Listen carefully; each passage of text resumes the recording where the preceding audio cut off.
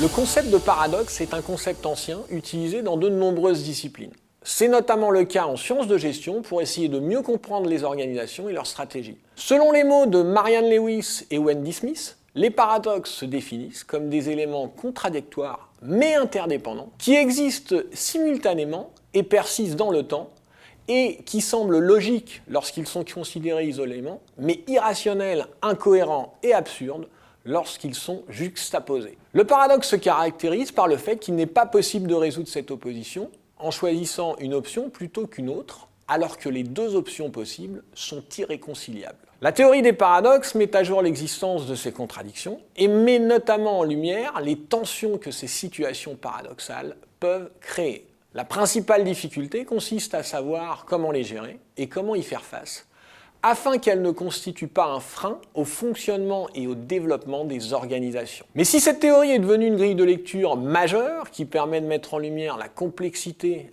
actuelle et croissante du monde et des organisations, des voix sont apparues pour questionner son succès et sa pertinence. L'article Paradox Theory and the Paradox of Success de Linda Putnam et Miguel Pina et Cunha de 2019 se demande ainsi si cette théorie n'est pas victime de son succès. Son utilisation toujours croissante aboutirait à son institutionnalisation.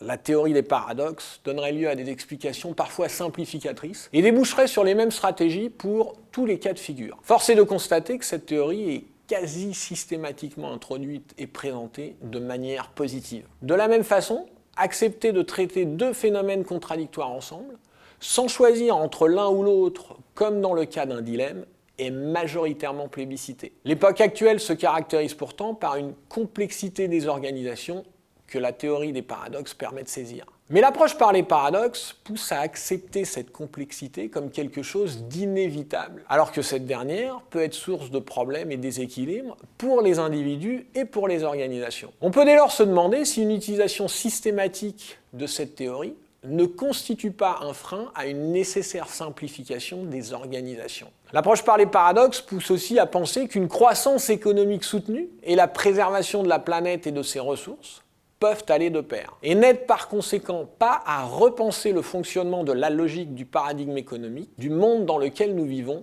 malgré l'urgence environnementale actuelle.